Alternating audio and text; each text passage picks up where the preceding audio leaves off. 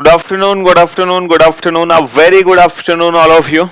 Good afternoon, Krishan, Babul, Dheeraj, Shivansh, Ranjan, Vikas, Neeraj, Pinku, Bablu, Kaptan, Shivangi, Sukanya, Sandeep, Dheeraj, Shivansh, Ravish, Mohit, Pritam, Shivangi, Akansha, Pushpen, Nidhi, Shikha, Vaishali, Parul, Dhananjay, Pavan, Rajneesh, Arun, Pankaj, Vabita, Nilesh, Ayushi. A very good afternoon, all of you. Good afternoon, good afternoon, good afternoon. A very good afternoon, all of you. हाँ जी, तो कल एक छोटी सी emergency आने की वजह से आप लोगों की क्लास अचानक से ऑफ हो गई थी। जैसे ही मैं क्लास लाइव करने वाला था, वैसे ही एक छोटी सी इमरजेंसी आने की वजह से आप लोगों की क्लास ऑफ कर दी गई, है ना। एक हमारे स्टाफ की एकदम तबीयत खराब हो गई थी, तो अचानक से उनको हॉस्पिटल ले जाना पड़ा। बस इस रीजन की वजह से आप लोगों की क्लास अचानक से बंद करनी पड़ी। ठीक है, बाकी वो ठीक है, एकदम परफेक्ट है, कोई दिक्कत नहीं है। पेट में हल्का सा पेन, मतलब हल्का सा नहीं, ज्यादा दर्द हो गया था, तो अब ठीक है, कोई परेशानी नहीं है। तो इसीलिए आप लोगों की क्लास कल अचानक से हमें ऑफ करनी पड़ गई, है ना। जैसे ही मैं लाइव करने वाला था, कोरोना तो नहीं हुआ, रे कोरोना वोरोना कुछ नहीं हुआ, पेट में दर्द हो गया था उनके। ठीक है, इसलिए उनको हॉस्पिटल ले जाके एक इंजेक्शन लगवाया, वो ठीक हो गए बस। ठीक है, ये रीजन था, और कोई बात नहीं थी। चलिए, तो बाकी हम फिर से आप लोगों के सामने हाजिर हैं। मेरे गांव में बहुत पानी आ गया। चलिए साहब, तो हम वेन डायग्राम टॉपिक कर रहे थे, और अगर कल हम क्लास लेते तो शायद हम कल वेन डायग्राम टॉपिक को फिनिश कर देते, है ना। अगर हम कल की क्लास लेते तो वेन डायग्राम टॉपिक को, हाँ वो ठीक हो गए, वो कल ही उनके इंजेक्शन लगा, हो सकता है उनका गैस का पेन होगा या पथरी का पेन होगा, जो भी था, बट डॉक्टर ने मेडिसिन दी, इंजेक्शन लगाया, वो ठीक हो गया। अब वो ना, कोई दिक्कत नहीं है, कोई प्रॉब्लम नहीं है, सब ठीक है ना। अचानक से मेरे पास फोन आया था, तो बस इसलिए जाना पड़ा। ठीक है, हाँ। तो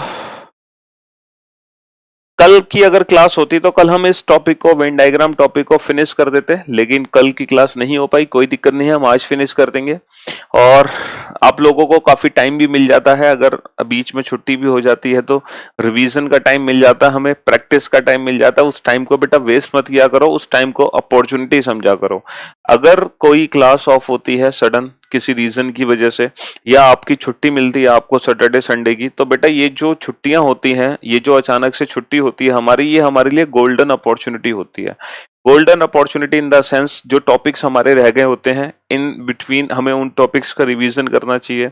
जिस टॉपिक में हम प्रैक्टिस नहीं कर पाए हैं, हमें उसकी प्रैक्टिस करनी चाहिए। तो ये गोल्डन अपॉर्चुनिटी होती है, क्योंकि जो हमारा रेगुलर रूटीन टाइम होता है ना, उसमें से हम टाइम निकालना हमारे लिए बहुत मुश्किल हो जाता है एक्स्ट्रा।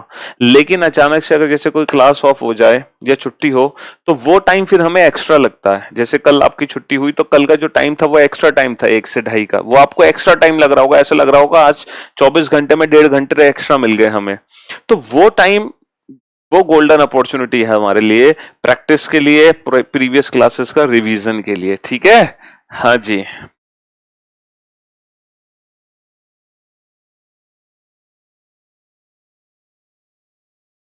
कौन सी क्लास में प्रॉब्लम है बेटा लव?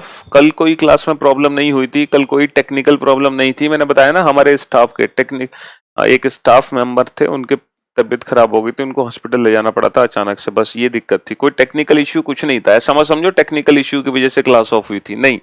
टेक्निकल इश्यू, अभिषेक सर की भी क्लास ले रहे थे, उनको भी मैंने फोन किया था, उन्होंने भी अचानक से अपनी क्लास ऑफ की थी। हम दोनों ने ही क्लास ऑफ की थी। Wish you very very happy birthday Amit, may God bless you, आपको जल्दी से सक्सेस मिले सब कुछ। चलिए साहब, क्वालिटी ऑप्शन आ रहा होगा बेटा, क्वालिटी ऑप्शन क्यों नहीं आ रहा? एक बार चेक करते हैं, क्वालिटी ऑप्शन क्यों नहीं आ रहा होगा।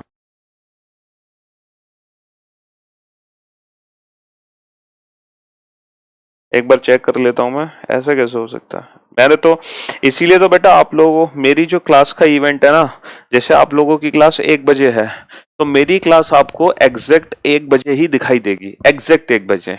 उससे पहले आप देखोगे तो वो लिंक नो यूआरएल फाउंड आपको दिखाएगा। ठीक है ना, हाँ। आ रहा है क्वालिटी ऑप्शन, क्वालिटी ऑप्शन तो आ रहा है, ठीक है। तो जिस बच्चे के में नहीं आ रहा बेटा, वो दोबारा से अपनी क्लास स्टार्ट करे, तो क्वालिटी ऑप्शन दिख जाएगा उसको। ठीक है, हाँ जी। हाँ, बस ये प्रॉब्लम होगी छोटी सी, कि जब तक लाइव क्लास नहीं होगी तब तक आपको नो यूआरएल दिखाई देगा, नो यूआरएल। तो ये समझ लो बेटा, जब तक लाइव क्लास नहीं हो रही तब तक वो आपको नो यूआरएल शो करेगा। बट मेरी time exact on time start हो जाती है, तो आप लोग एग्जैक्ट 1 बजे आया करो। ये नहीं कि 1 बजने में 5 मिनट पहले से आ गए या 10 मिनट पहले से आ गए।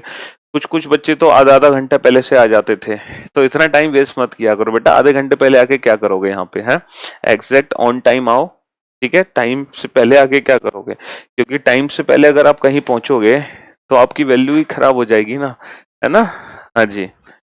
तो जिस बच्चे के में नहीं शो हो रहा क्वालिटी ऑप्शन, वो अपनी क्लास को रीस्टार्ट कर ले, मतलब दोबारा से एप्लीकेशन से बाहर जाके दोबारा से स्टार्ट करे, वो डेफिनेटली शो होगा। चलिए साहब, तो हम आज वेन डायग्राम टॉपिक को फिनिश कर देंगे। टाइप 1 कैटेगरी के हमने क्वेश्चंस किए। पहली क्लास में हमने थोड़े कम क्वेश्चंस किए, लेकिन सेकंड क्लास में हमने और ज्यादा प्रैक्टिस कर ली। तो मेरे ख्याल से जो टाइप 1 कैटेगरी के क्वेश्चंस हैं उनकी हम अच्छे से प्रैक्टिस कर चुके हैं, ठीक है। अब हम चलते हैं टाइप 2 और टाइप 3 पर। देखो ये जो टाइप 2 वाले क्वेश्चन है ना, ये बहुत इजी क्वेश्चन होते हैं, बहुत सिंपल क्वेश्चन होते हैं। टाइप 2 कैटेगरी वेन डायग्राम का जो टाइप 2 है, ये बहुत सिंपल क्वेश्चन होता है। ये समझ लो, मुझे इससे इजी क्वेश्चन कोई लगता ही नहीं है, और शायद आपको भी इससे आसान क्वेश्चन कोई लगे ना। तो कुछ वेन डायग्राम्स हमें दिए होते हैं इस तरीके से, और इन वेन डायग्राम्स ये जो बनाकर दिए हैं, एक ट्रायंगल है, एक सर्किल है, एक रेक्टेंगल है।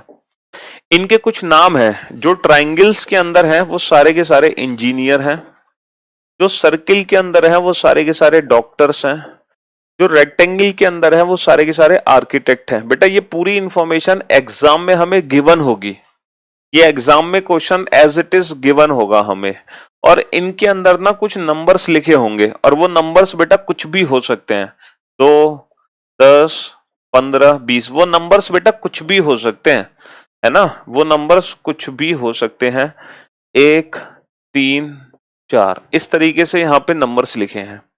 अब इस दिए गए वेन आरेख से रिलेटेड एग्जाम में क्वेश्चन पूछा जाता है। इन जो वेन डायग्राम्स हमारे सामने हैं, इससे रिलेटेड एग्जाम में क्वेश्चंस पूछा जाता है, ठीक है। यहां पर जरूरी नहीं कि ये इंजीनियर ही है, इसको हम डॉक्टर भी दे सकते हैं पेपर में, लेक्चरर भी दे सकते हैं, मतलब आर्किटेक्ट भी बना सकते हैं, इसको कुछ भी बना सकते हैं, इसका कोई भी पर्टिकुलर नाम हम दे सकते हैं, है ना। कोई भी पर्टिकुलर नाम हम दे सकते हैं, वो एग्जाम में आपको दिया होगा, ठीक है। चलिए अब देखो, इससे रिलेटेड क्वेश्चन जो पूछे जाएंगे वो बाउंड्री के बेसिस पे पूछे जाएंगे। आप लोगों को पता है ना कि अगर मैं आपसे पूछूं इसमें कि कुल कितने इंजीनियर हैं, चलो मैं क्वेश्चन पूछता हूं कि एग्जाम में क्वेश्चन पूछा कैसे जाएगा। क्वेश्चन इस तरीके से एग्जाम में बन सकते हैं, हाउ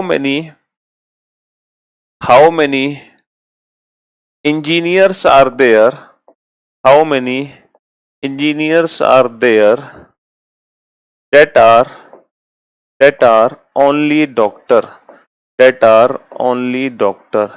ऐसे कितने इंजीनियर हैं, ऐसे कितने इंजीनियर हैं जो केवल डॉक्टर हैं, ऐसे कितने इंजीनियर हैं जो केवल डॉक्टर हैं, ऐसे कितने इंजीनियर हैं जो केवल डॉक्टर हैं, ऐसे कितने इंजीनियर हैं जो केवल डॉक्टर हैं। How many engineers are there that are only doctor, ऐसे कितने इंजीनियर हैं जो केवल डॉक्टर हैं।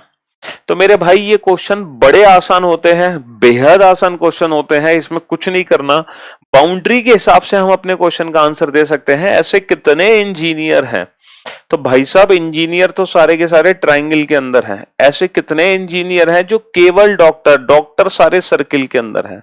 लेकिन बेटा हमें ट्रायंगल और सर्किल का कॉमन पार्ट चाहिए, लेकिन केवल डॉक्टर होना चाहिए, डॉक्टर के अलावा और कुछ ना हो। तो बेटा ऐसे कितने इंजीनियर हैं जो केवल डॉक्टर हैं, सर आंसर इज ओनली 1। केवल एक ऐसा इंजीनियर है जो केवल डॉक्टर है और कोई भी नहीं है, सिर्फ ये एक ऐसा इंजीनियर है जो केवल डॉक्टर है और डॉक्टर के अलावा कुछ नहीं है, केवल डॉक्टर। बेटा ओनली वर्ड का यहाँ पे यूज हुआ है, इस ओनली वर्ड को ध्यान से समझो। ऐसे कितने इंजीनियर हैं जो केवल डॉक्टर हो, डॉक्टर के अलावा कुछ ना हो, तो सिर्फ 1 आंसर आएगा इसका, ठीक है, सिर्फ 1 आंसर आएगा। अच्छा अगर क्वेश्चन पूछा जाए how many engineer are there, इन दोनों क्वेश्चन में बेटा अंतर समझने की कोशिश करना। How many engineer are there that are doctor, ऐसे कितने इंजीनियर हैं जो डॉक्टर हैं। अगर मान लो क्वेश्चन ये होता ऐसे कितने इंजीनियर हैं जो डॉक्टर हैं, ऐसे कितने इंजीनियर हैं जो डॉक्टर हैं। अगर क्वेश्चन होता ऐसे कितने इंजीनियर हैं जो डॉक्टर हैं, ऐसे कितने इंजीनियर हैं तो डॉक्टर हैं, तो इस क्वेश्चन का आंसर क्या होगा। ऐसे कितने इंजीनियर हैं जो डॉक्टर हैं, बेटा यहां पर हमने केवल डॉक्टर नहीं बोला, ऐसे कितने इंजीनियर यानी कि ट्राइंगल, और जो डॉक्टर है यानी कि सर्किल। तो ट्राइंगल सर्किल का कॉमन पार्ट क्या है बेटा, 1+2 दोनों ऐड हो जाएगा। तो इस क्वेश्चन का जो आंसर आएगा वो आएगा 3। तो आप इन दोनों क्वेश्चन में अच्छे से अंतर समझने की कोशिश करो कि पहले वाले क्वेश्चन का आंसर होगा केवल 1, दूसरे वाले क्वेश्चन का आंसर होगा 1 और 2 3। और एग्जाम में इसी लैंग्वेज का हमें ध्यान रखना है, एग्जाम में इसी लैंग्वेज का हमें ध्यान रखना है। ठीक है मेरे भाई, ये छोटी सी लैंग्वेज है, इसी लैंग्वेज का हमें ध्यान रखना है अच्छे से। ठीक है बेटा, वेन डायग्राम की शीट अपलोड हो जाएगी, मैंने दे दी है अपलोड होने के लिए, या तो हो चुकी होगी, अगर नहीं हुई है तो फिर हो जाएगी शाम तक। हाँ, नेक्स्ट क्वेश्चन लिखो। हाउ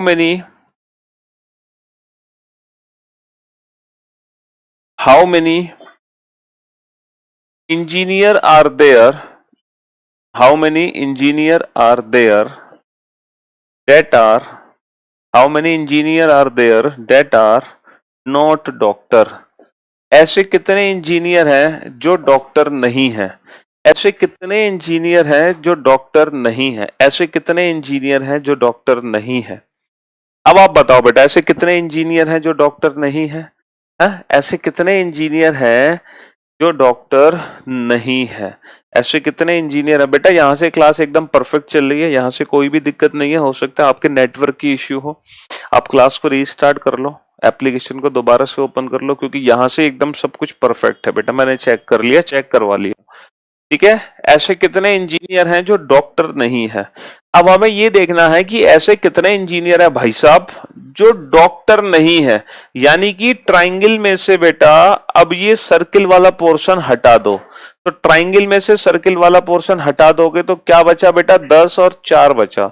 तो इस क्वेश्चन का आंसर कितना आ जाएगा, 10 और 4 14, 14 इस क्वेश्चन का आंसर आ जाएगा 14, इस क्वेश्चन का आंसर आ जाएगा 14। ठीक है मेरे भाई, इस क्वेश्चन का आंसर 14 आ जाएगा। चलिए नेक्स्ट क्वेश्चन पे लिखो। How many only engineer are there, how many only engineer are there, केवल इंजीनियर कितने हैं। अगर क्वेश्चन पूछा गया है कि how many only engineers are there, केवल इंजीनियर कितने हैं, तो बेटा इस क्वेश्चन का आंसर क्या होगा। केवल इंजीनियर कितने हैं सर, केवल इंजीनियर हैं 10, केवल इंजीनियर हैं 10। How many only engineers are there, 10, केवल इंजीनियर कितने हैं 10। और अगर मान लो क्वेश्चन आए how many engineers are there, how many engineers are there, कुल कितने इंजीनियर हैं। अगर मान लो क्वेश्चन आए कुल कितने इंजीनियर हैं, तो इस क्वेश्चन का आंसर क्या दोगे बेटा, कुल कितने इंजीनियर हैं। तो कुल इंजीनियर्स के लिए हम क्या करेंगे, जो भी ट्राइंगल के अंदर है सबको आपस में जोड़ देंगे, जो भी ट्राइंगल के अंदर है हम सबको आपस में जोड़ देंगे। कुल इंजीनियर के लिए 10 और 1 11 और 2 13 और 2 4 17, तो 10 1 2 4, ठीक है, तो 17 हमारे क्वेश्चन का आंसर आ जाएगा। तो आप लोग बहुत अच्छे से समझने की कोशिश करो, बहुत ही इजी क्वेश्चन होता है, सिर्फ और सिर्फ बाउंड्री के बेसिस पे हमें इस क्वेश्चन का आंसर देना है। ये जो बाउंड्री है ना उस बेसिस पे बस हमें इतना ध्यान रखना है कि कब ओनली वर्ड का यूज किया गया है और कब ओनली वर्ड का यूज नहीं किया। अगर बोलता है केवल इंजीनियर है, इसका मतलब है कि इंजीनियर के अलावा कोई और नहीं होना चाहिए, केवल इंजीनियर होना चाहिए और कोई नहीं होना चाहिए, तो 10। अगर बोलता है इंजीनियर कितने, इसका मतलब इंजीनियर होना चाहिए, बाकी कोई है या नहीं है हमें उससे कोई फर्क नहीं पड़ता। तो इंजीनियर के लिए हमने कुल काउंट कर लिया। तो बस इस बात को समझने की कोशिश करें, ठीक है मेरे भाई। और मुझे नहीं लगता इससे आसान क्वेश्चन कोई हो भी सकता है। जैसे अगर मैं आपसे पूछूं how many doctors are there, how many doctors are there, कितने डॉक्टर हैं भाई साहब, how many doctors are there, कितने डॉक्टर हैं। अब देखो इसमें ओनली वर्ड का तो यूज किया नहीं है, उसने पूछा कितने डॉक्टर्स हैं, तो हमें टोटल डॉक्टर चाहिए, भले ही वो डॉक्टर के साथ साथ कुछ और भी हो, हमें उससे कोई फर्क नहीं पड़ना चाहिए। तो कितने डॉक्टर हैं, डॉक्टर का मतलब जो भी सर्किल के अंदर है वो सब डॉक्टर हैं, जो भी सर्किल के अंदर है वो सब डॉक्टर हैं। तो 1+2+3+15, 1+2+3,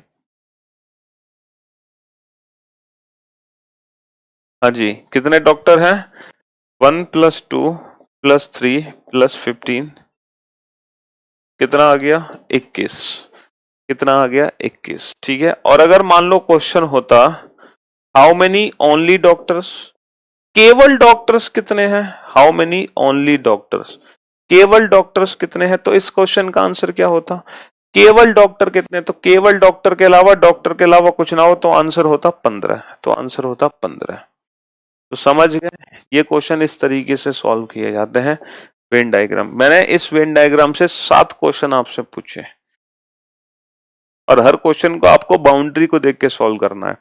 जैसे अभी सीजीएल के पेपर में, मैं अभी सीजीएल 2019 का पेपर बता रहा हूँ, सीजीएल 2019 के पेपर में ये वाला क्वेश्चन आया था वेन डायग्राम का। देखो कितने आसान क्वेश्चन होते हैं, बहुत आसान क्वेश्चन होते हैं। ये क्वेश्चन था,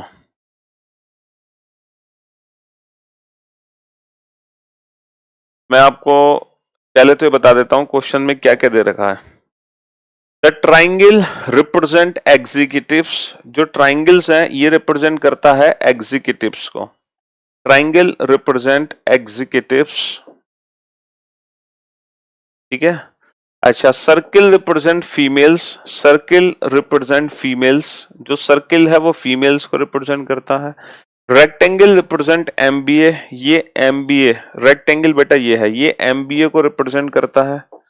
और स्क्वायर रिप्रेजेंट टेक्निकल स्टाफ, ये टेक्निकल स्टाफ को रिप्रेजेंट करता है, टेक्निकल स्टाफ को रिप्रेजेंट करता है। अब देखो क्वेश्चन हमसे क्या पूछा गया, हमसे हमसे क्वेश्चन, अरे यार शिट,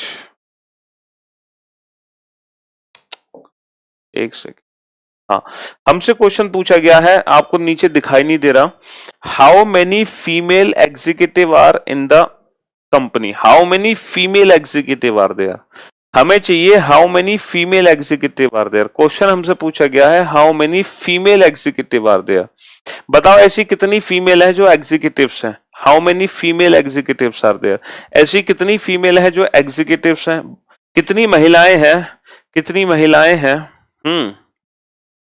फीमेल एग्जीक्यूटिव। देखो हमें पता है फीमेल सर्किल है, एग्जीक्यूटिव ट्राइंगल है, तो हमें सर्किल और ट्राइंगल का कॉमन हिस्सा चाहिए, सर्किल ट्राइंगल का कॉमन हिस्सा कितना है 5, तो कितनी फीमेल एग्जीक्यूटिव है 5।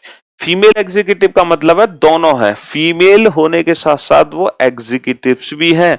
फीमेल एग्जीक्यूटिव्स का मतलब ये नहीं कि टोटल फीमेल अलग काउंट करो, टोटल एग्जीक्यूटिव अलग काउंट करो फिर उनको जोड़ दो आपस में, ऐसा नहीं। फीमेल एग्जीक्यूटिव का मतलब दोनों का कॉमन हिस्सा चाहिए, जो फीमेल होने के साथ साथ एग्जीक्यूटिव्स भी हैं, ठीक है मेरे भाई, जो फीमेल होने के साथ साथ एग्जीक्यूटिव्स भी हैं। तो ये जो क्वेश्चंस हैं ये बेहद आसान क्वेश्चंस होते हैं, बेहद आसान क्वेश्चन। और मुझे नहीं लगता मैं 10 क्वेश्चन की प्रैक्टिस करा के आपका टाइम वेस्ट करूं इन क्वेश्चंस में, है ना। आपको ऐसा लगता है तो चलो एक और क्वेश्चन से आपका टाइम वेस्ट तो नहीं करेंगे। चलो ये क्वेश्चन है, ये है, ये जो रेक्टेंगल है ये रिप्रेजेंट करता है आपको, रेक्टेंगल रिप्रेजेंट करता है, रेक्टेंगल रिप्रेजेंट करता है आपको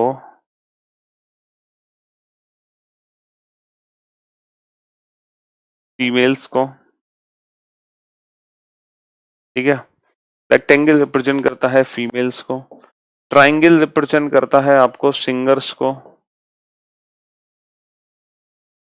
और सर्किल रिप्रेजेंट करता है आपको इंजीनियर को, ठीक है। और स्क्वायर रिप्रेजेंट करता है आपको, स्क्वायर रिप्रेजेंट करता है आपको डॉक्टर्स को, स्क्वायर रिप्रेजेंट करता है आपको डॉक्टर्स को।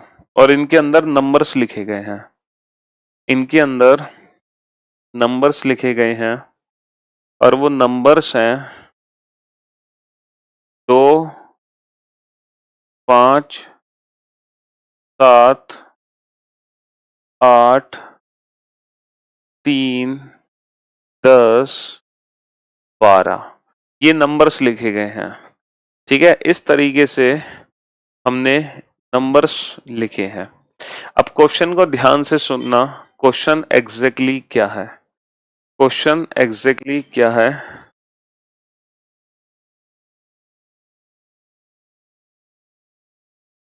How many females how many females engineer are there? How many females engineer are there that are not doctors? That are not doctors. कितनी महिलाएं इंजीनियर हैं? महिलाएं कितनी महिलाएं इंजीनियर हैं? कितनी महिलाएं इंजीनियर हैं जो कि डॉक्टर नहीं है? जो कि डॉक्टर नहीं है। जो कि डॉक्टर नहीं है। कितनी महिलाएं इंजीनियर हैं जो कि डॉक्टर नहीं है? बताओ, जो कि डॉक्टर नहीं है।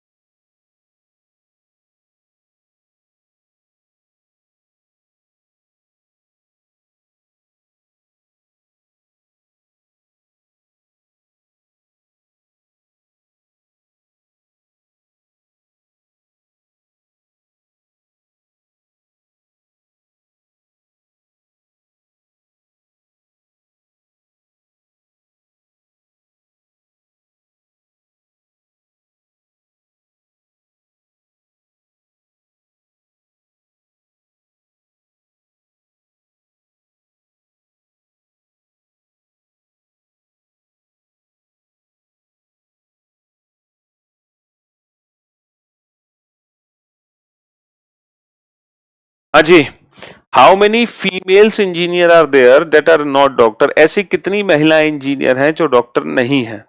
अब बेटा ये बताओ, ऐसी कितनी महिलाएं इंजीनियर हैं? महिलाएं हैं रेक्टेंगल के अंदर, इंजीनियर है सर्किल के अंदर। तो बेटा अगर हम कितनी महिलाएं इंजीनियर की बात करें तो बेटा महिलाएं इंजीनियर पता है कितनी है? रेक्टेंगल और सर्किल का कॉमन पार्ट पता है कितना है? 5 और 7 12। तो महिलाएं इंजीनियर तो बेटा 5 और 7 12 है, लेकिन वो डॉक्टर नहीं होनी चाहिए। तो इसमें से डॉक्टर वाला पोर्शन हटा दो। अब डॉक्टर वाला पोर्शन क्या है? स्क्वायर। तो बेटा इसमें से स्क्वायर हटा दो, यानी कि इसमें से 7 को हटा दो। तो 5 और 7 में से 7 को हटा दो तो कितना बचा? सिर्फ 5। तो ऐसी कितनी महिलाएं इंजीनियर हैं जो डॉक्टर नहीं है? सिर्फ 5। सिर्फ ये 5 ऐसी महिलाएं इंजीनियर हैं जो डॉक्टर नहीं है। क्योंकि अगर हम पूछते हैं ऐसी कितनी महिलाएं इंजीनियर हैं तो इस क्वेश्चन का तो आंसर होगा बेटा 5 और 7 12। लेकिन हमने एक और कंडीशन दिया, वो डॉक्टर नहीं होना चाहिए। तो डॉक्टर वाला हटा दो, 7 को हटा दो तो बची कितनी? 5। तो ये बेहद आसान क्वेश्चन होते हैं। इनमें 100 क्वेश्चन की प्रैक्टिस करने से कोई बेनिफिट नहीं है। बस ये जो क्वेश्चन किए हैं सर, 8 महिला इंजीनियर हैं जो डॉक्टर नहीं है। 8 कहाँ है बे? 8, ये 8। अबे उल्लू, ये 8 महिला, बेटा ये 8, पहली बात तो ये 8 महिला भी नहीं है। महिला सिर्फ ये रेक्टेंगल के अंदर है। टोटल अगर महिलाओं की बात करें ना तो टोटल महिलाएं हैं 2 और 5 7 और 7 14। और ऐसी कितनी महिला इंजीनियर हैं? 5 और 7 12। लेकिन डॉक्टर नहीं है, 7 को हटा दो, सिर्फ 5। क्या 22 फीमेल? अबे यार तुम क्या आंसर दे रहे हो भैया? तुम्हारा दिमाग कहाँ काम कर रहा है? 22 8 ऐसे कैसे मानोगे यार? ऐसे कैसे करोगे? तुम तो सब कुछ गड़बड़ करवा दोगे यार अगर ऐसा करोगे तो। है 12 कहाँ गया? 12 कहाँ गया? अबे यार तुमने तो हद कर दी बिल्कुल। पानी वानी पियो यार, गर्मी ज्यादा है, गर्मी चढ़ गई तुम्हारे दिमाग पे। पानी पानी पी लो, मैं भी पानी पी लेता हूँ एक बार।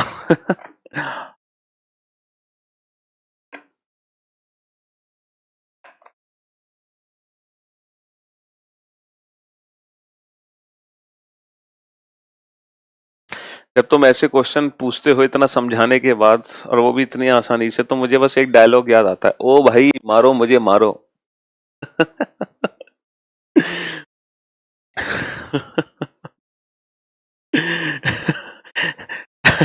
हाउ मेनी फीमेल इंजीनियर, ऐसी कितनी महिला इंजीनियर है? एक बात बताओ बेटा, महिलाएं हैं रेक्टेंगल के अंदर, देखो महिलाएं कौन कौन सी हैं? फीमेल्स की अगर हम बात करें तो फीमेल्स हैं इस रेक्टेंगल के अंदर। फीमेल है बेटा हमारे पास 2, 5 और 7, ये सभी महिलाएं हैं। 2 + 5 + 7, यानी कि टोटल महिला है 14। 14 महिलाएं हैं टोटल। अच्छा हम पूछे इंजीनियर कितने हैं? इंजीनियर, तो इंजीनियर बेटा ये सब सर्किल के अंदर इंजीनियर है, सब सर्किल के अंदर इंजीनियर है। सर्किल के अंदर क्या क्या है? 12, 5, 7, 8, 3, इतने सारे इंजीनियर हैं। लेकिन हम पूछ रहे हैं और डॉक्टर्स कौन कौन है बेटा? डॉक्टर्स, सर डॉक्टर्स हैं इस स्क्वायर के अंदर। स्क्वायर के अंदर कौन कौन से नंबर हैं सर? स्क्वायर के अंदर नंबर है 7 और 8, तो डॉक्टर्स हैं 7 और 8। अब हमसे क्या पूछा गया है कि ऐसी कितनी फीमेल इंजीनियर हैं, ऐसी कितनी फीमेल इंजीनियर हैं जो डॉक्टर नहीं है? तो बेटा फीमेल इंजीनियर का कॉमन पार्ट लो और डॉक्टर को माइनस कर दो। ठीक है, तो बेटा फीमेल इंजीनियर का कॉमन पार्ट कितना है? इससे अच्छी तरीके से तो आप नहीं समझ सकते। फीमेल इंजीनियर का कॉमन पार्ट कितना है सर? इनका कॉमन पार्ट है 5 + 7, तो फीमेल इंजीनियर है 5 + 7 माइनस डॉक्टर।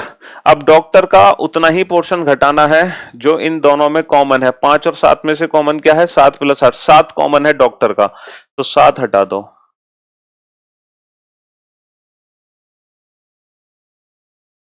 तो फीमेल इंजीनियर कितने हैं? 5 7 5 7, और इसमें से 7 वाला पोर्शन हटा दो, डॉक्टर वाला पोर्शन हटा दो। तो ऐसी कितनी महिलाएं इंजीनियर हैं जो कि डॉक्टर नहीं है? तो बेटा डॉक्टर वाला पोर्शन हटा दो तो सिर्फ 5 ही तो बची। चलो साहब अब मत पूछना। अब चलते हैं हम सीधा टाइप थर्ड पे। ठीक है, ये है बहुत इंटरेस्टिंग टाइप। तुम मुझे एक बात बताओ, आप लोग मैथ्स के टीचर्स की तो जान ले लेते होगे, हैं खून पी जाते होगे, आदित्य सर, गगन सर और राकेश सर का, तो है जब वो एडवांस पढ़ाते होंगे तो आप लोग तो खून पी जाते होगे बिल्कुल। थोड़ी सी भी कैलकुलेशन आ जाती होगी आपके तो पैरों तले जमीन खिसक जाती होगी, नहीं?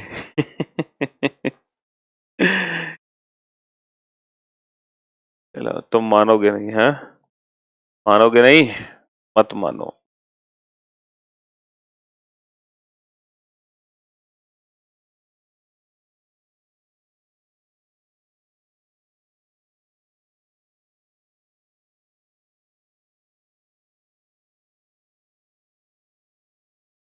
ये भी एक वेन डायग्राम बना हुआ है, ठीक है, ये एलिप्स टाइप शेप है और ये सर्किल बना हुआ है। ठीक है, सबको एक एक नाम दिए जाते हैं। ये है बॉयज, ये है डांसर्स, और ट्राइंगल के अंदर आते हैं, ट्राइंगल के अंदर आते हैं, ट्राइंगल के अंदर आते हैं एजुकेटेड, एजुकेटेड, ठीक है, और सर्किल के अंदर आते हैं अनएम्प्लॉयड, अनएम्प्लॉयड, ठीक है, डांसर, एजुकेटेड, बॉयज, अनएम्प्लॉयड। 3 5 7 9, 1 2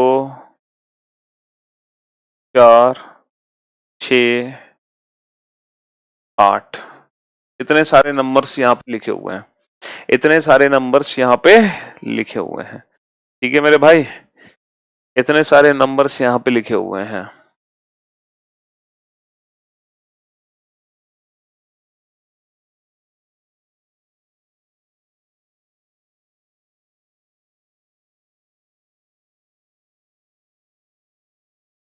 अब ध्यान से सुनना, क्वेश्चन क्या पूछा गया है। How many how many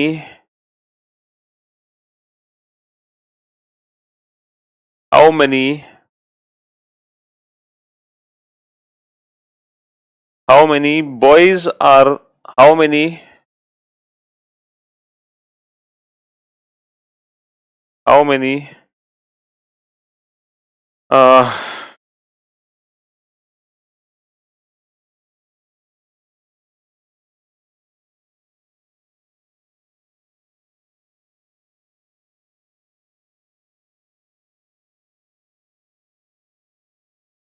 how many educated boys are there? How many educated boys are there? How many educated boys are there that are not dancers? How many educated boys are there that are not dancer? ऐसे कितने educated लड़के हैं, ऐसे कितने educated लड़के हैं जो कि डांसर नहीं है। ऐसे कितने एजुकेटेड लड़के हैं जो कि डांसर नहीं है। ऐसे कितने एजुकेटेड लड़के हैं जो कि डांसर नहीं है। बेटा अगर हम एजुकेटेड लड़कों की बात करें तो एजुकेटेड मतलब ट्राइंगल और बॉयज मतलब रेक्टेंगल। तो बेटा ट्राइंगल रेक्टेंगल का कॉमन पार्ट कितना है, 3 और 4। तो एजुकेटेड बॉयज तो है बेटा 7, 3 और 4, क्योंकि ट्राइंगल और रेक्टेंगल का कॉमन हिस्सा चाहिए, तो इसका 3 और 4। लेकिन हमें डॉक्टर को डांसर को हटाना है, और डांसर क्या है, इलिप्स के अंदर। तो इलिप्स वाला पोर्शन हटा दो, यानी कि इस 4 को माइनस कर दो। तो 3 4 में से 4 घटेगा तो कितना बचेगा, सिर्फ 3 ही हमारा आंसर होगा, ओनली 3। तो ये 3 ऐसे एजुकेटेड बॉयज हैं जो कि डांसर नहीं है, तो 4 वाला पोर्शन हमने हटा दिया, सिर्फ 3 आंसर आएगा इसका, ओनली 3। ठीक है, चलिए बहुत हो गया ये। अब चलते हैं सीधा टाइप थर्ड पर। देखो ये जो टाइप थर्ड है ना बेटा, ये टोटली मैथ्स है, ये कंप्लीटली मैथ्स है, और शायद आप मैथ्स में चैप्टर पढ़ते भी हो। ठीक है, हाँ जी, मैथ्स में आप लोग ये बहुत सारे क्वेश्चंस करते हो। मैथ्स के सिलेबस में है टाइप थर्ड। ठीक है, मैथ्स के सिलेबस में है टाइप थर्ड, और आप लोग काफी सारे क्वेश्चंस मैथ्स में बनाओगे। ठीक है, लेकिन जो रीजनिंग में इंपॉर्टेंट पोर्शन है वो मैं आपको करा देता हूं। ठीक है, जो रीजनिंग का इंपॉर्टेंट पोर्शन है, क्वेश्चन बड़ा सिंपल होता है।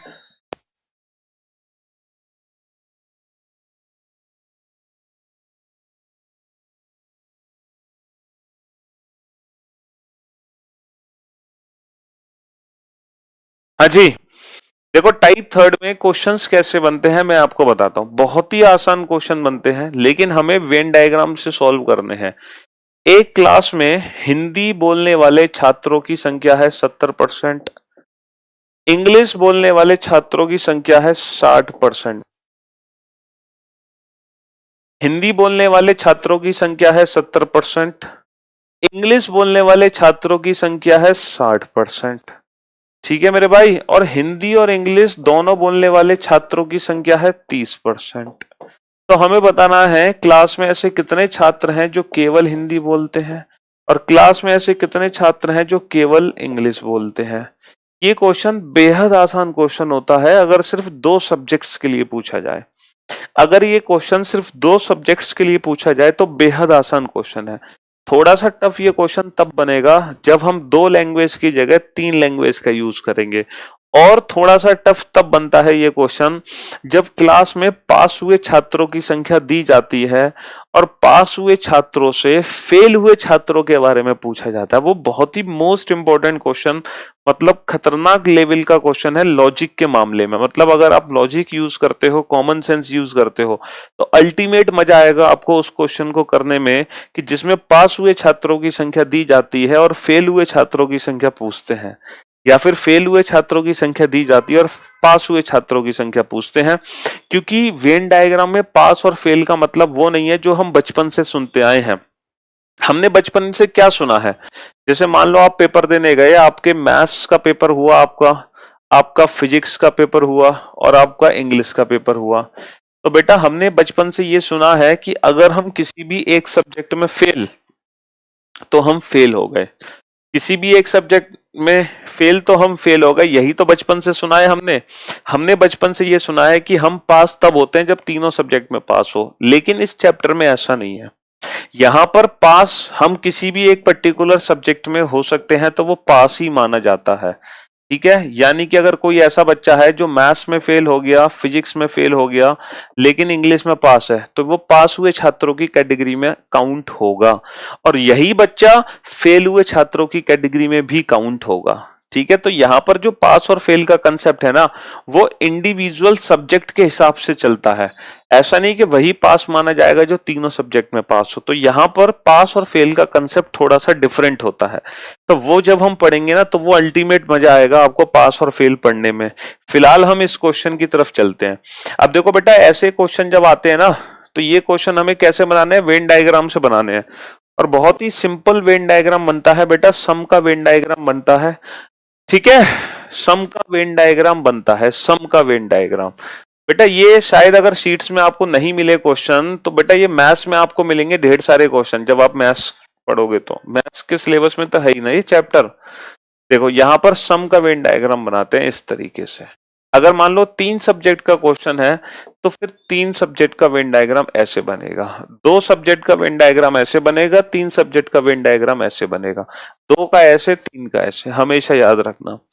अब हमें क्वेश्चन कैसे सॉल्व करना होता है? देखो ये एक सर्किल है, हम मान लेंगे ये सर्किल उन छात्रों का है जो हिंदी बोलते हैं, और ये सर्किल उन छात्रों का है जो इंग्लिश बोलते हैं। तो देखो वेन डायग्राम को भरने का सबसे बेस्ट अप्रोच होता है, हमेशा याद रखना बेटा, हमेशा सबसे पहले हम इनके बीच का कॉमन पार्ट फिल करते हैं, बीच का।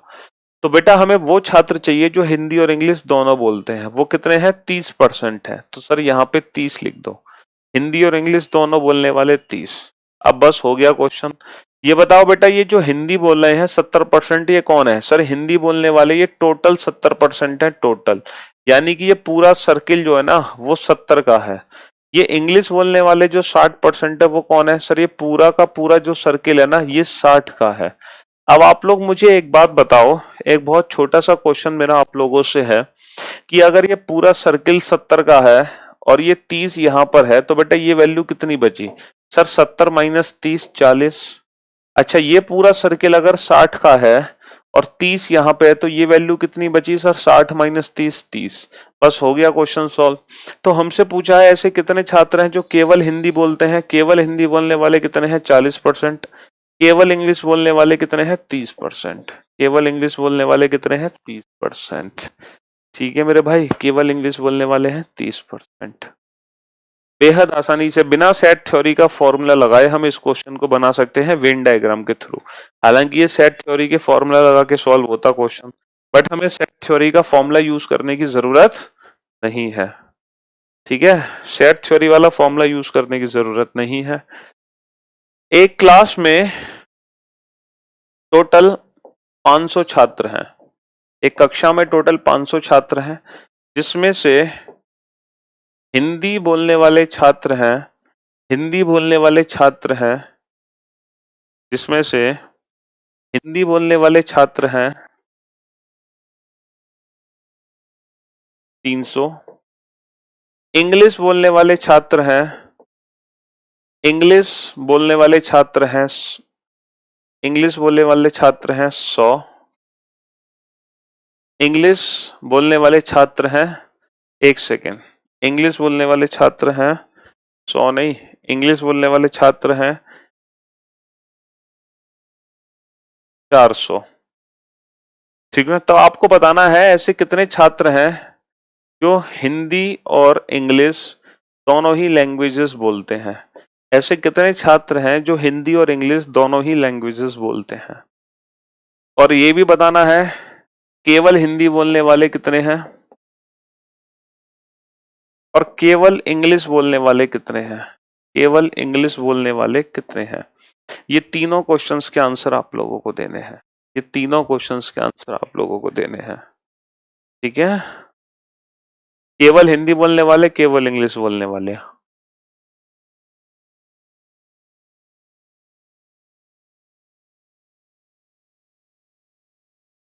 बेहद आसान क्वेश्चन होगा अगर आप वेन डायग्राम बना लोगे तो।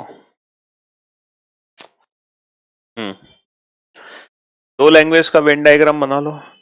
ये हिंदी बोलने वाले हैं, ये इंग्लिश बोलने वाले हैं। डेटा क्या क्या दिया है सर? हिंदी बोलने वाले टोटल 300 है बेटा, ये वैल्यू टोटल 300 है।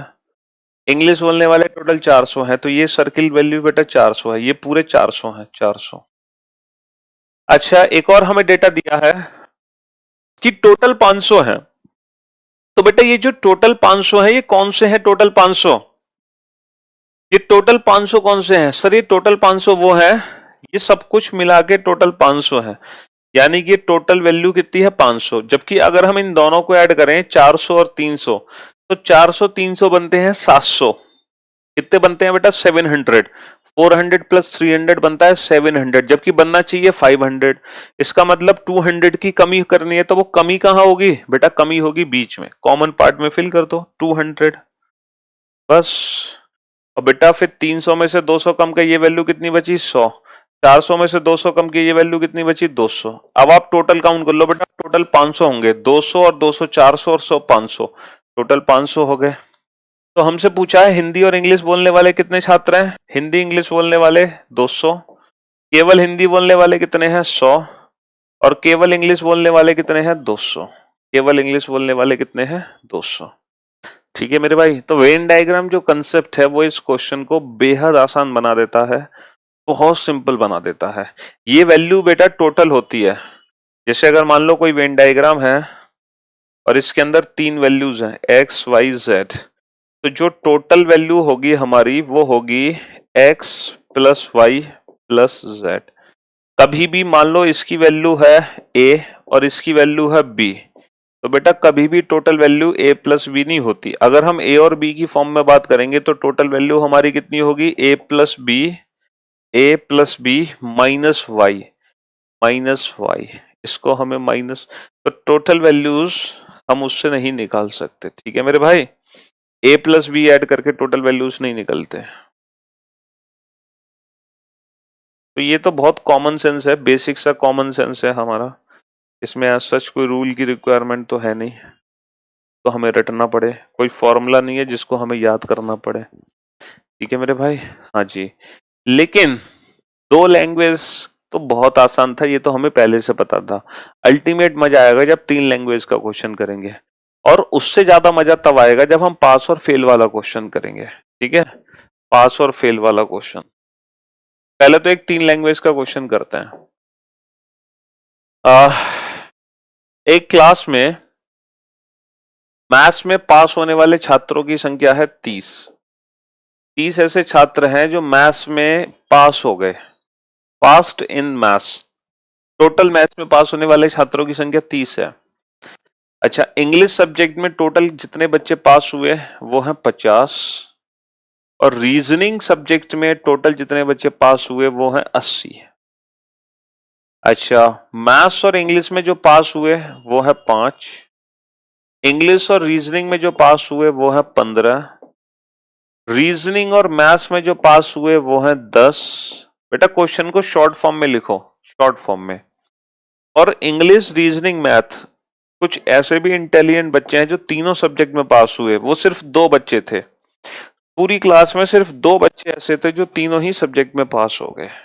ठीक है मेरे भाई, हाँ जी। अब आपको ये बताना है पूरी क्लास में ऐसे कितने छात्र हैं जो केवल और केवल रीजनिंग में पास हुए हैं, बाकी किसी और सब्जेक्ट में पास नहीं हुए, बाकी सब्जेक्ट्स में फेल हो गए। सिर्फ रीजनिंग में पास होने वाले छात्रों की संख्या बतानी है, that passed only in reasoning.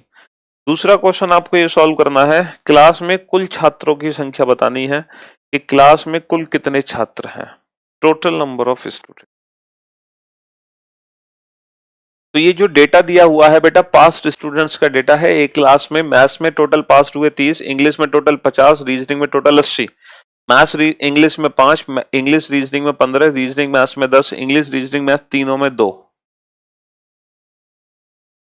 Question कैसे सॉल्व होगा सर? क्वेश्चन वैसे ही सॉल्व होगा, वेन डायग्राम बना के, तीनों का सम का वेन डायग्राम बनाओ ये वाला।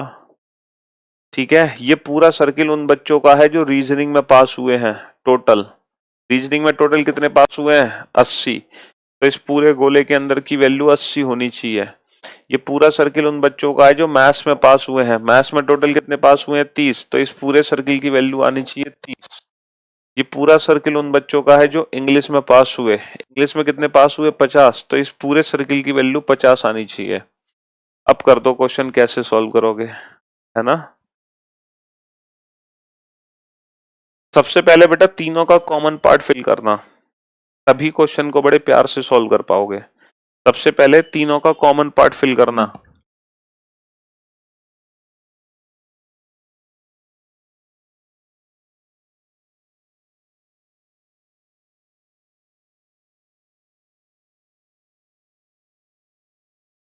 सबसे पहले तीनों का कॉमन पार्ट फिल करना।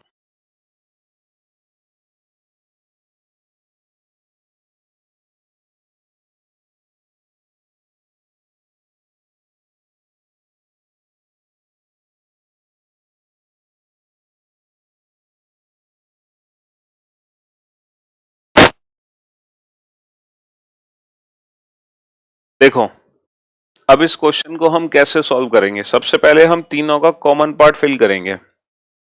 इंग्लिश, रीजनिंग, मैथ्स में कितने पास हुए? 2। बेटा ये वैल्यू पता होनी जरूरी है, बिना इसकी हम वेन डायग्राम को भर नहीं सकते। ये वैल्यू सबसे पहले इसी वैल्यू को भरा जाएगा। अच्छा अब मुझे एक बात बताओ बेटा, रीजनिंग मैथ में टोटल 10 पास हुए, तो रीजनिंग मैथ्स का जो कॉमन है वो ये वाला कॉमन है। रीजनिंग मैथ में टोटल 10 पास हुए, तो ये जो वैल्यूज है ये टोटल वैल्यूज 10 है। बहुत सारे बच्चों ने क्या किया कि 10 को यहाँ पे लिख दिया। अरे मेरे लाल, जो 10 वैल्यू है ये टोटल वैल्यू है। टोटल जो मैंने रेड से मार्क किया है, ये रीजनिंग, ये मैथ्स, ये टोटल वैल्यू बेटा 10 है। ये टोटल वैल्यू 10 है और 10 में से 2 ऑलरेडी यहाँ पे आ चुका है। तो बेटा वैल्यू कितनी बची? सर वैल्यू बची 8। तो यहाँ पे 8 को लिखना है, बस यही गलती हमने कर दी। हमने जल्दबाजी में यहाँ पे 10 लिख दिया, तो ये मिस्टेक मत करना बेटा। अच्छा इंग्लिश रीजनिंग की टोटल वैल्यू कितनी है? 15। इंग्लिश रीजनिंग, तो बेटा ये इंग्लिश और ये रीजनिंग, ये टोटल वैल्यू है, ये टोटल वैल्यू 15 है, यहां से लेके यहां तक। 15 में से 2 ऑलरेडी आ चुका, तो बची कितनी बेटा? 13। अच्छा मैथ्स इंग्लिश की टोटल वैल्यू कितनी है? 5। बेटा मैथ्स इंग्लिश की ये वाली टोटल वैल्यू 5 है, ये टोटल वैल्यू 5 है, ये पूरी की पूरी। अब 5 में से 2 यहाँ आगे बची कितनी? 3। तो ये वैल्यू बची 3। ठीक है मेरे भाई। अब हमसे पूछा गया था कि केवल रीजनिंग में पास होने वाले कितने हैं। हमसे इस वैल्यू के बारे में पूछा जा रहा है कि केवल रीजनिंग में पास होने वाले कितने हैं। आप लोग बहुत अच्छे से जानते हो ये पूरा सर्किल कितने का है? 80 का। 80 में से बेटा इनको जोड़ के घटा दो तो ये वैल्यू निकल आएगी। तो 80 माइनस 8 और 2 10, 10 और 13 23। 80 में से 23 को 8 और 2 10। 80 रीजनिंग टोटल है, इसमें से क्या घटा दो? 8 प्लस 2 10 प्लस 13 23। तो 80 में से 23 कम कर दो बेटा, 80 में से 23 कम कर दो तो कितने बचे? 57। 57 इज द राइट आंसर। बहुत सारे बच्चे थे जो 53 आंसर दे रहे थे, तो जो बेटा 53 आंसर दे रहे थे वो अपने कंसेप्ट्स को क्लियर कर ले। ठीक है, तो इस क्वेश्चन का आंसर आएगा 57। चलिए नेक्स्ट क्वेश्चन हमसे पूछा गया है टोटल कितने छात्र हैं। बेटा टोटल छात्र तो हम तभी निकाल पाएंगे जब हम इस पूरे वेन डायग्राम को भर देंगे। हम इसकी वैल्यू भी पता लगाएं और हम इसकी वैल्यू भी पता लगाएं, तभी हम टोटल पता लगा सकते हैं। अब इसकी वैल्यू कितनी है? इसकी वैल्यू कितनी है? केवल मैथ्स में पास होने वाले कितने छात्र हैं? अगर मैं आपसे पूछूं ऐसे कितने छात्र हैं जो केवल मैथ्स में पास हुए, तो बेटा इसकी वैल्यू कितनी निकलेगी? मैथ्स के टोटल कितने हैं? 30। बेटा मैथ्स की टोटल वैल्यू कितनी है? 30। अब 30 में से इन तीनों को जोड़ के घटा दो, क्योंकि ये टोटल वैल्यू 30 है जिसके अंदर 8 और 2 10 और 3 इंक्लूडेड है। 8 और 2 10 और 3 13 को माइनस कर दो, 3 माइनस 13, तो ये वैल्यू आ गई 17। अगर मैं आपसे पूछता ओनली इंग्लिश, केवल इंग्लिश में पास होने वाले कितने हैं, तो बेटा इंग्लिश में पास होने वाले टोटल कितने हैं? 50। 50, ये पूरा सर्किल बेटा 50 का है। अब 50 में से ये घटा दो, क्योंकि हमें ये वैल्यू चाहिए सिर्फ। 13 और 2 13 और 2 15 और 3 18 और 50 माइनस 18 32। तो ये वैल्यू कितनी आ गई? 32। अब आप किसी भी क्वेश्चन का आंसर बड़े प्यार से दे सकते हो। आपसे पूछा जाए केवल रीजनिंग में पास होने वाले 10, केवल मैथ्स में पास होने वाले 17, केवल इंग्लिश में पास होने वाले 32। ठीक है, टोटल के लिए क्या करेंगे, टोटल के लिए सारे नंबर्स को हम आपस में जोड़ देंगे, टोटल्स के लिए सारे नंबर्स को हम आपस में जोड़ देंगे। लेकिन बेटा देखो, जोड़ने का सबसे आसान तरीका क्या है, आप लोगों को पता है, अगर मैं ये नंबर्स आपस में जोड़ूंगा तो इसकी वैल्यू हमेशा 80 बनेगी, क्योंकि ये पूरा सर्किल 80 का है, इसका मतलब ये टोटल वैल्यू 80 है। तो बेटा सबसे इजी तरीका है 80 प्लस 17 और 3 20 और 32 52, 17 और 3 20 और 32 52। ठीक है, तो 80 और 52 132 इज द राइट आंसर। ये हमारा फाइनल आंसर। अगर आप ये सारे नंबर्स आपस में जोड़ोगे ना तो 132। तो क्लास में टोटल कितने छात्र हैं, 132। तो ये था बेटा क्वेश्चन 3 लैंग्वेजेस वाला।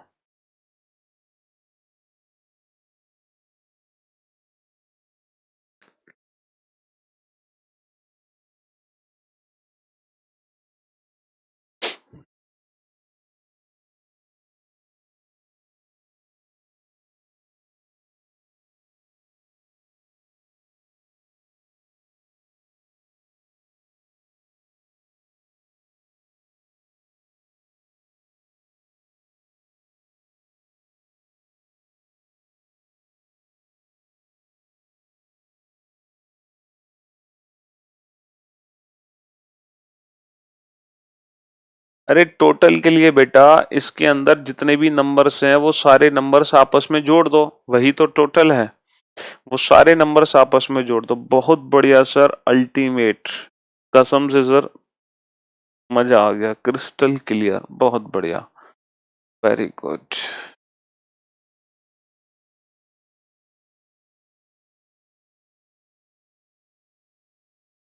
अरे मेरे लाल, 80 जोड़ना है या फिर तुम इंडिविजुअल जोड़ो, 57 प्लस 8 प्लस 2 प्लस 13, ये नंबर मिलके 80 तो बनेगा बेटा। मैंने 80 लिख दिया इन चारों नंबर्स की जगह, क्योंकि टाइम वेस्ट होता ना अलग अलग नंबर्स लिखता तो मैं। कसम से सर आज तो आग लगा दी बेटा, डेली लगाते हैं आग तो।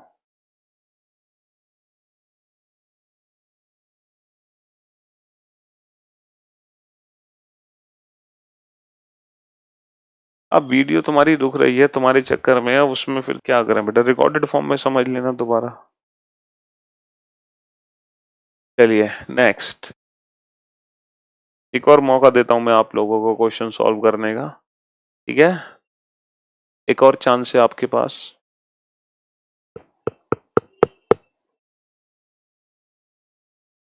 इसी क्लास में हिंदी हिंदी सब्जेक्ट में पास होने वाले छात्रों की टोटल संख्या है 300। इंग्लिश सब्जेक्ट में पास होने वाले छात्रों की संख्या है 200। इंग्लिश सब्जेक्ट में पास होने वाले छात्रों की संख्या है 200। मैथ्स सब्जेक्ट में पास होने वाले छात्रों की संख्या है 250। ठीक है, हिंदी और इंग्लिश में पास होने वाले छात्रों की संख्या है, हिंदी और इंग्लिश में पास होने वाले छात्रों की संख्या है 50। इंग्लिश और मैथ्स, इंग्लिश और मैथ्स में पास होने वाले छात्रों की संख्या है 25। और मैथ्स और हिंदी में पास होने वाले छात्रों की संख्या है 75। और हिंदी, सॉरी ये 27 है, इसकी वैल्यू 25 करो बेटा, 25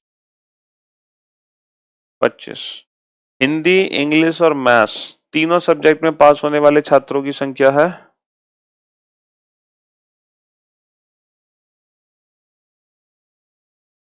20। अब आपको बताना है टोटल कितने छात्र हैं कक्षा में, टोटल कितने छात्र हैं कक्षा में, टोटल कितने छात्र हैं कक्षा में, बताओ बेटा। हाँ हाँ बेटा, ये तुमने परसेंटेज जो चैप्टर था ना उसमें पढ़े होंगे, तो परसेंटेज चैप्टर मैथ्स में था ना, तो मैथ्स के परसेंटेज चैप्टर बेटा, वहां पर आप लोगों ने वेन डायग्राम के बहुत सारे क्वेश्चंस किए होंगे मैथ्स के परसेंटेज चैप्टर के अंदर, तो ये वही क्वेश्चंस हैं। लेकिन जो रीजनिंग में पूछे जाते हैं ना वो मैं आपको करा रहा हूँ। जो मैथ्स परसेंटेज आपने पढ़ी है उसमें से रीजनिंग में जो पूछा जाता है वो मैं आपको पढ़ा रहा हूँ। ये सब कुछ आप ऑलरेडी पढ़ चुके हो मैथ्स परसेंटेज में, सही कह रहे हो। हाँ जी। अबे टोटल में कॉमन को काउंट कर लिया मेरे भाई, कॉमन को कर तो लिया। अबे यार तुम सुधरोगे नहीं। तो मैं ना मतलब बिल्कुल, ये बता मेरे लाल, ये जो मैंने 80 जोड़ा है, क्या इस 80 में ये कॉमन नहीं आया दो? ये दो ऑलरेडी आ तो गया। बेटा ये टोटल वैल्यू 80 है। तुम चाह रहे थे कि मैं 57, 8, 2, 13 अलग अलग लिखूं, तो मैं अलग अलग लिख देता हूं, अगली बार अलग अलग लिख दूंगा, नई शॉर्टकट में लिखूंगा उसको टोटल 80। हम्म। ये मान लो कि ये टोटल वो छात्र हैं जो हिंदी में पास हुए, कितने, 300। ये टोटल वो छात्र हैं जो इंग्लिश में पास हुए, 200। तुम्हारे इस तरीके से प्रश्न पूछने से मुझे लग रहा है कि तुम बेटा आज अपना कॉमन सेंस कहीं छोड़ के आ गए हो। और अगर कॉमन सेंस छोड़ के आ गए हो बेटा, तो फिर पास और फेल वाले क्वेश्चन को कैसे पढ़ोगे? हैं? हिंदी में टोटल 300, इंग्लिश में टोटल 200, मैथ्स में टोटल 250। अब भरो इस पूरे वेन डायग्राम को, भरो। कैसे भरोगे? जल्दी से भरो बेटा, फटाफट से। भरने का तरीका क्या है? सबसे पहले तीनों का कॉमन पार्ट भरना है आपको, ठीक है। चार लैंग्वेज वाला वेन डायग्राम नहीं बनेगा रीजनिंग में, बनेगा तो मैथ्स में बनेगा, मैथ्स में कर लेना। रीजनिंग में चार लैंग्वेज वाला वेन डायग्राम नहीं बनता, ठीक है मेरे भाई। हाँ,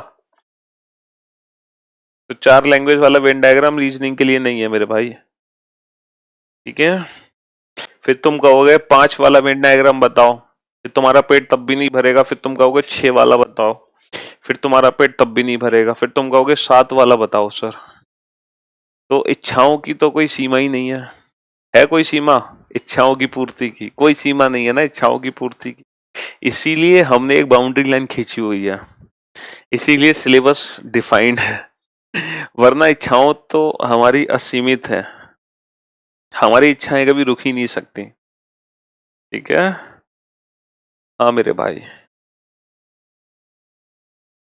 चलिए साहब, बहुत सारे ढेर सारे बच्चों का आंसर आ चुका है, मैं नाम नहीं ले पाया पहले 20 बच्चों का।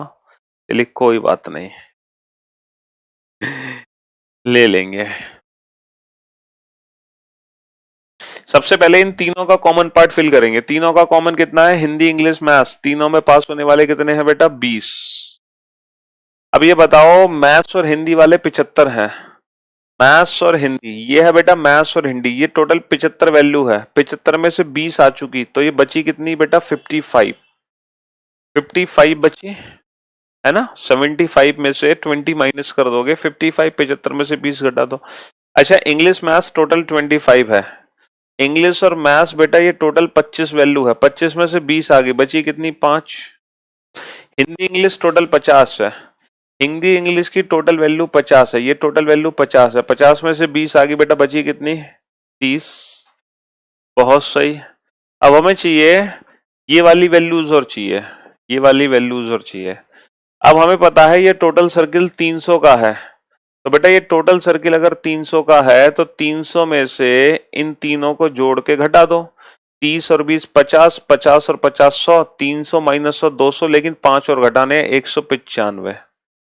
ठीक है मेरे भाई। हाँ जी, 300 में से 30 और 20 50 और 50 100 105, 300 में से 105 घटा दो। अब आ जाओ इस वैल्यू पे, ये वैल्यू टोटल 200 है। 200 में से 30 और 20 50 घटा दो, 150, 5 और घटा दो 145। ठीक है मेरे भाई, ये वैल्यू कितनी निकलेगी? ये वैल्यू 250 है। 250 में से 55 और 5 60 और 20 80 घटा दो बेटा, इसमें से 170। ठीक है। अब टोटल वैल्यू कैसे निकालोगे? सारे नंबर्स आपस में जोड़ दो, सारे नंबर्स आपस में जोड़ दो। 195 plus 30 plus 20 plus 55 plus 145 plus 5 plus 170, ये टोटल वैल्यूज जोड़ दो बेटा, ये टोटल है। ठीक है।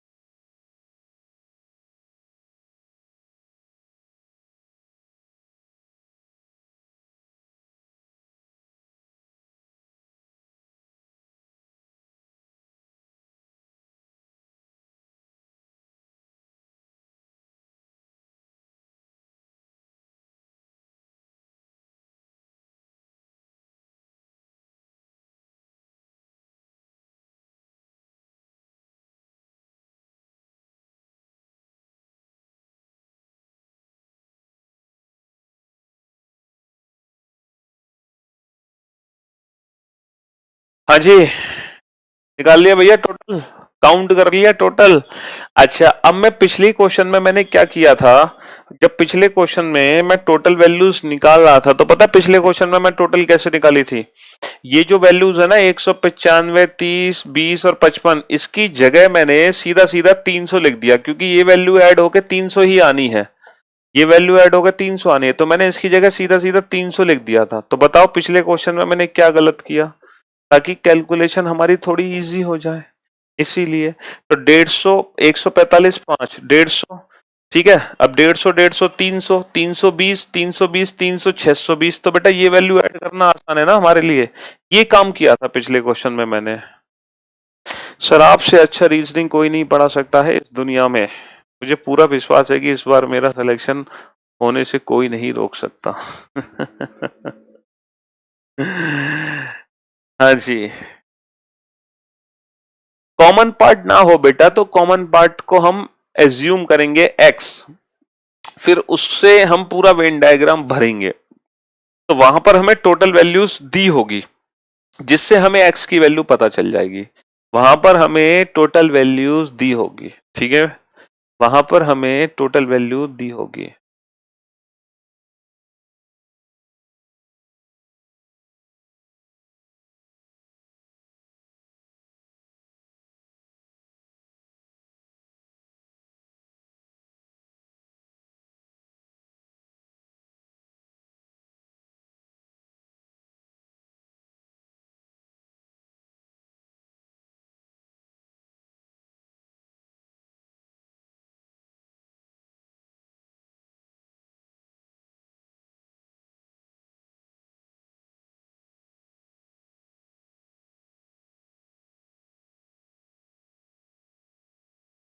हाँ,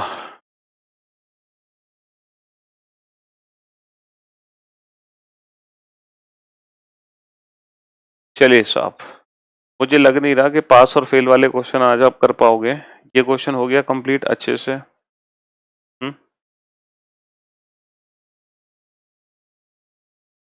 ये 5 क्यों ऐड होंगे?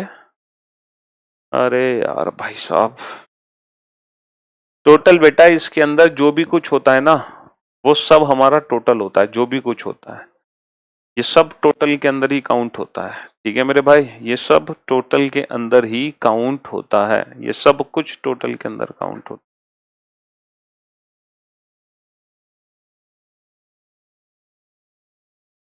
बेटा हम टोटल इनको जोड़ के नहीं बना रहे, 300, 200 और 250, इनको जोड़ के हम टोटल नहीं बना रहे, हम टोटल बना रहे हैं अंदर की वैल्यूज जोड़ के।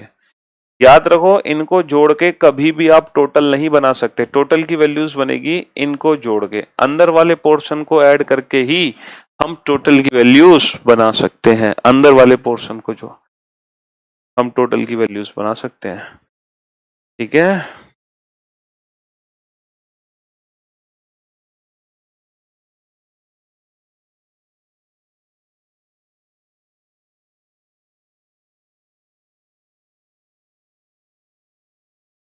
बिना कॉमन वाले कैसे कराओगे क्वेश्चन बेटा? कॉमन पार्ट तो गिवन होगा ना, तभी तो हम वेन डायग्राम को भरेंगे, बिना कॉमन पार्ट के क्वेश्चन कैसे कराएंगे?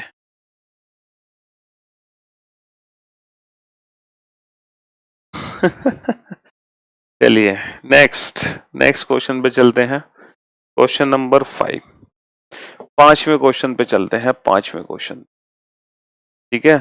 अब ध्यान से सुनना और समझने की कोशिश करना इस क्वेश्चन को बेटा, हड़बड़ाहट मत करना, बिल्कुल पेशेंस रखना, एकदम पेशेंस।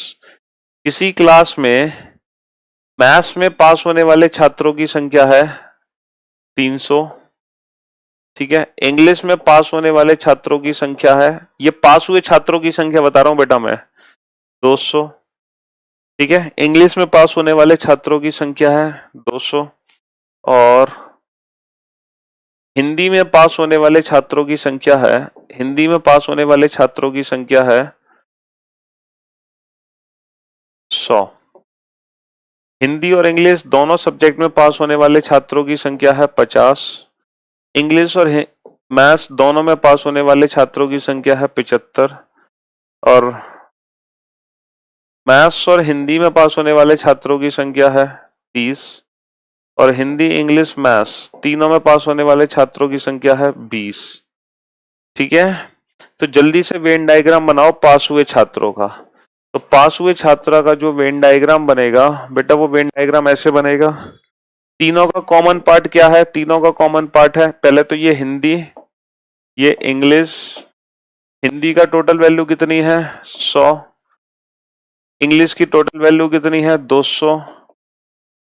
और मैथ्स की टोटल वैल्यू कितनी है? मैथ्स की टोटल वैल्यू कितनी है? 300। तीनों का कॉमन कितना है? तीनों का कॉमन है 20। मैथ्स हिंदी में 30। मैथ्स हिंदी, ये है मैथ्स हिंदी बेटा, टोटल वैल्यू कितनी है? 30। 30 में से 20 घटा दो, कितनी बची? 10। इंग्लिश मैथ्स की 75। इंग्लिश और मैथ की वैल्यू 75। 75 में से 20 घटा दो, बची कितनी? 55। English Hindi 50। English Hindi total 50 है, 50 में से 20 घटा दो, बची कितनी? 30। ठीक है, हाँ जी। अच्छा, 100 में से 30 और 20 50 और 10 60 कम कर दो, बची कितनी? 40। 200 में से 30 और 20 50 और 50 100 105 कम कर दो, बची कितनी बेटा? 95।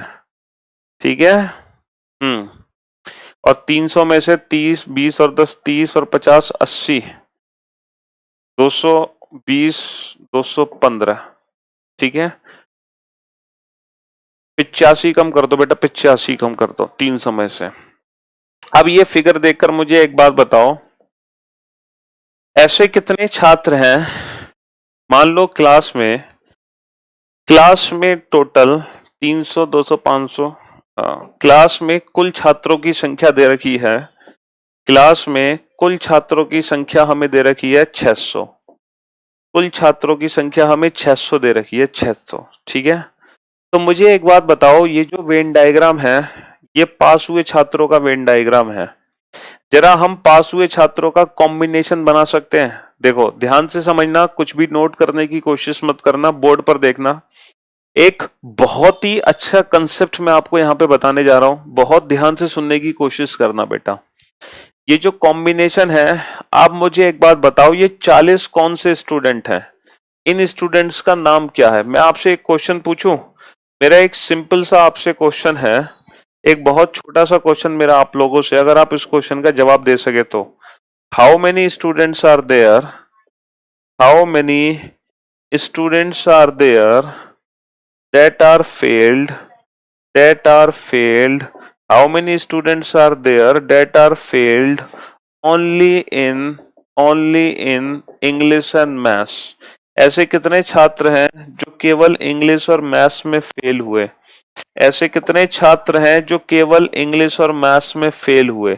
केवल इंग्लिश और मैथ्स में फेल होने वाले छात्रों की संख्या बतानी है आपको। केवल इंग्लिश और मैथ्स में फेल होने वाले छात्रों की संख्या बतानी है।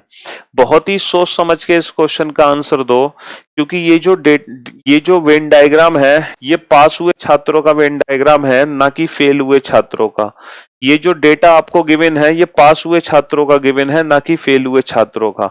और जबकि क्वेश्चन हमसे पूछा है फेल हुए छात्रों के बारे में, तो इस क्वेश्चन को हम कैसे बनाएंगे? बेहद सोच समझ के आंसर देना।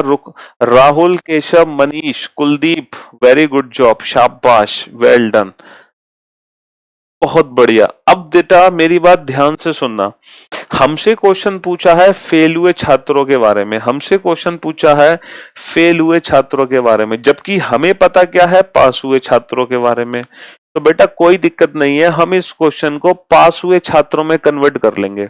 बेटा ये क्वेश्चन किस क्वेश्चन के बराबर है ये बताओ? ऐसे कितने छात्र हैं जो केवल इंग्लिश और मैथ्स में फेल हुए? बेटा तुम्हारे पास 3 सब्जेक्ट हैं, तुम्हारे पास 3 सब्जेक्ट हैं, हिंदी, इंग्लिश और मैथ्स। और हमसे कहना क्या चाह रहा है? हमें वो छात्र चाहिए जो केवल इंग्लिश और मैथ्स में फेल हो रहे हैं, जो केवल इंग्लिश और मैथ्स में फेल हो रहे हैं। हमें वो छात्र चाहिए जो केवल इंग्लिश और मैथ्स में फेल हो रहे हैं। तो मेरे भाई मुझे एक बात बताओ, केवल इंग्लिश और मैथ्स में अगर फेल करना है तो फिर हिंदी में क्या करोगे? सर हिंदी में हम उनको पास करेंगे। केवल इंग्लिश और मैथ्स में फेल करना है तो हम उनको हिंदी में पास करेंगे, हिंदी में फेल नहीं कर सकते क्योंकि वो केवल मैथ्स और इंग्लिश में ही फेल हुए हैं। तो बेटा मुझे एक बात बताओ, यही क्वेश्चन पास हुए छात्रों की तरफ से कैसे पढ़ा जाएगा? सर यही क्वेश्चन पास हुए छात्रों की तरफ से पढ़ा जाएगा। ये वो स्टूडेंट्स हैं that are passed only in that are passed only in Hindi. ये वो छात्र हैं जो केवल और केवल हिंदी में पास हुए हैं। बहुत ही शानदार कंसेप्ट है, कॉमन सेंस यूज करो, कॉमन सेंस, है ना बेटा। केवल इंग्लिश और मैथ्स में फेल होने वाले छात्र वो छात्र हैं जो केवल हिंदी में पास हुए हैं। तो हम इसी वेन डायग्राम से फेल हुए छात्रों के बारे में भी बता सकते हैं। तो बेटा केवल हिंदी में पास होने वाले कितने हैं? 40। तो बेटा इस क्वेश्चन का आंसर 40 होगा, इस क्वेश्चन का आंसर 40 होगा। ध्यान से समझो। सिंपल सी बात यह है कि केवल इंग्लिश और मैथ्स में फेल चाहिए, तो बेटा केवल इंग्लिश और मैथ्स में वही फेल हो सकते हैं जो केवल हिंदी में पास हुए हैं। सिंपल सी बात यह है, केवल इंग्लिश मैथ्स में वही फेल हो सकते हैं जो केवल हिंदी में पास हुए हैं, जो केवल हिंदी में पास हुए हैं। देख लो आप बेटा बड़े प्यार से इस क्वेश्चन को। इन दोनों ही क्वेश्चन का मीनिंग एक है, चाहे मैं क्वेश्चन ऐसे लिखूं चाहे मैं क्वेश्चन ऐसे लिखूं, दोनों का मीनिंग बिल्कुल सेम है, इक्वल है, इक्वल। ठीक है,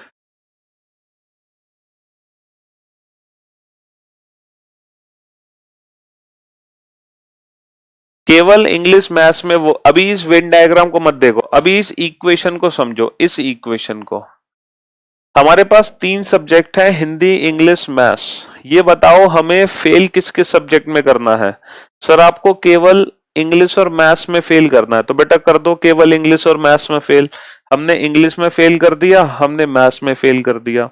तो हिंदी में क्या करना पड़ेगा? सर हिंदी में पास करना पड़ेगा, फेल कर नहीं सकते। तो बताओ बेटा इसको फेल हुए छात्रों की तरफ से कैसे पढ़ोगे? ये वो छात्र हैं जो केवल इंग्लिश मैथ्स में फेल हुए, या फिर हम इसको पढ़ सकते हैं ये वो छात्र हैं जो केवल हिंदी में पास हुए, और केवल हिंदी में पास होने वाले कितने हैं? 40। तो 40 आंसर आ गया। अभी आपको बात समझ नहीं आई, मैं आपको बताता हूं और अच्छे से।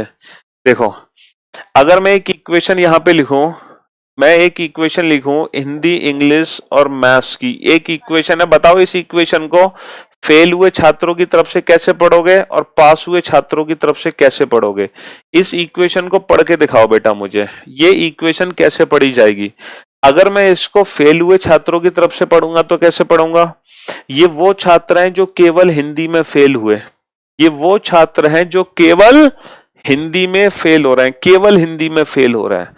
ओनली वर्ड का यूज हो रहा है क्योंकि डिफाइंड है, केवल हिंदी में फेल हो रहा है। अच्छा, इनको मैं अगर पास हुए छात्रों की तरफ से पढ़ूंगा तो कैसे पढ़ूंगा? ये वो छात्र हैं जो केवल इंग्लिश और मैथ्स में पास हुए।